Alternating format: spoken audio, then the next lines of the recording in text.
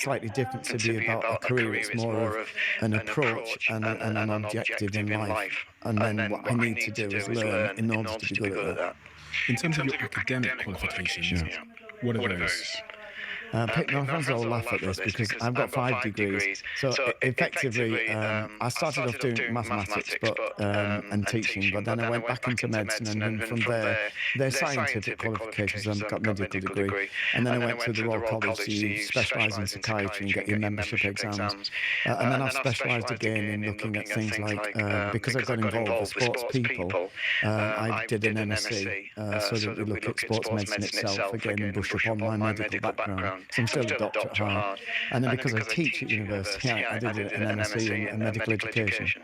So I sort of, again, following what I've said as a theme, I think, what do I need and what would help me to do this? And then, so that's why I've collected these degrees. So that is my academic background. And then in terms of experience, give me an overview of the sort of plethora of experience you've had practically working with people in different contexts and industries. Yeah, I went through medical training, and then you do your routine jobs, so you medicine, surgery and so on, and I trained in general practice, and then went into psychiatry when I hit psychiatry as one of my disciplines during training for GP. From there, in psychiatry, you look across a vast spectrum. You select your job, so I covered general adult psychiatry, then I covered old age psychiatry, child psychiatry, learning disability, and then into forensics. So when you've done all that kind of training experience, then you start to really specialise. And initially I was going to specialise in old age psychiatry. I felt what the service at that time, was a long time ago, was quite poor for old age, and there was very little research. It's before Aricept, so the anti-dementia drug came out, and I wanted to go into that field, but by virtue of the fact I'm a teacher, I got a post in sort of teaching in university alongside clinical work, and that meant really I needed to do general adults. So I then set off in general adult psychiatry, did a lot of clinical work, 20 years in the NHS, but progressed because the difficult cases are often personality disorders and how you manage them, and particularly forensic style, so psychopathic, colloquially called.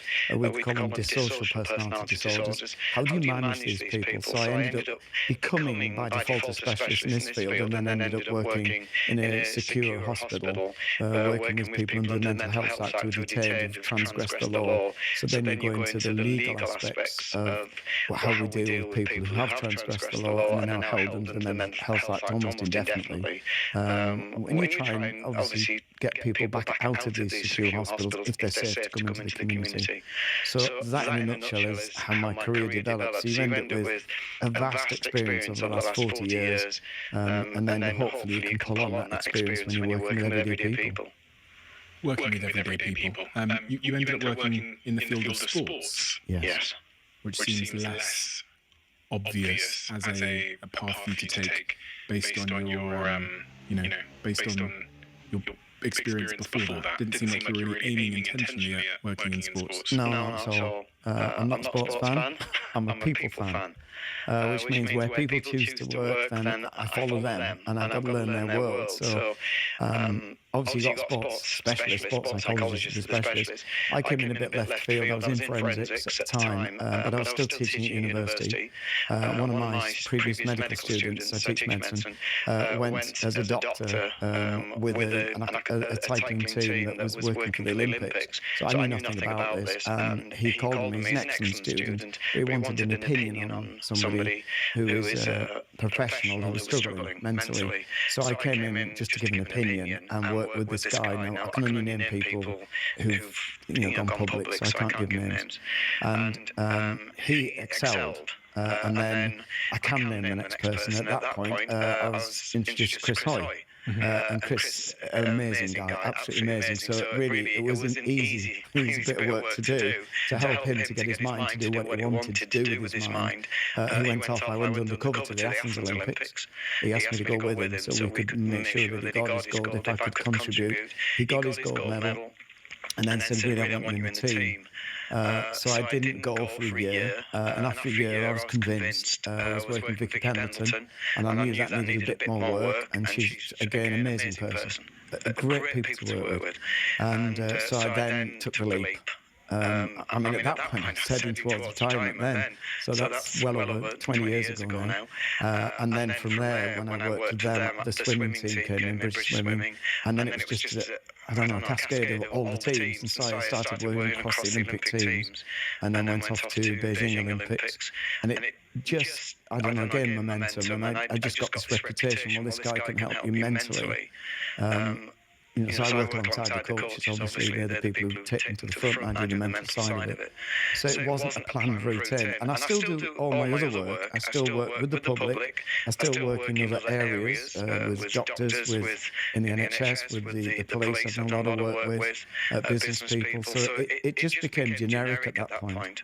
So David Brailsford, who's been on this podcast, who was the performance director, I believe, of the British cycling team, took over at a time when it was struggling and led it to become maybe the greatest cycling team of all time. He says that your appointment was the, I quote, the best appointment he's ever made. Now, when I think about, you getting that first call from that first athlete, the one you said was struggling, and then working with Chris Hoy, what exactly are you doing for them?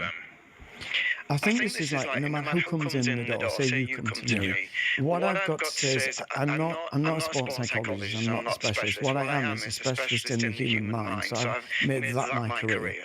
So I look at how the mind thinks, how it functions, and I ask you to first be a student, really, and I want you to learn your unique mind. I'm going to give you the blueprint, and together we're going to work out how you perceive the world, perceive yourself, perceive others, what do you want to do with your life. When we've done all of that, then, and only then, would I ask to go into your world, so then we can apply what we've learned. So it was interesting that two people I worked with in the Republic again were Vicky Pendleton, who was probably still the world's most successful female sprinter on the bike, and then Ronnie O'Sullivan in snooker. And both were interviewed, and they both said that to the press. They said, he did not take us to sport, he took us to ourselves and worked with us as people. And so we got in a good place, then we went to sport. Then he said, right, what is it you're choosing to do with your life? And then I have to learn then, because obviously if you take me to your world, I don't know your world. So I've got to go in there and learn what it is you're experiencing, how you're interpreting it. It's a teamwork, and then I have to test things out. So that's basically what I did when I started working with Chris Hoy.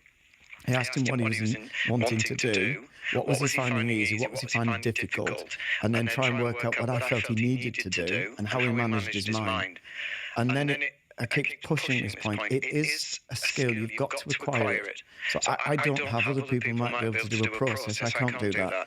What I do is ask you to work with me and try things out where you're gaining a skill. For example, the skill of recognising whether the emotion is actually helpful or unhelpful, whether you can remove the emotion or need to work with it, or whether you can actually just dismiss it and learn how to move yourself on. And so it's a skill to be able to recognise things and then know how to deal with that particular thing that you're experiencing. Could you give me a case study from one athlete you've worked with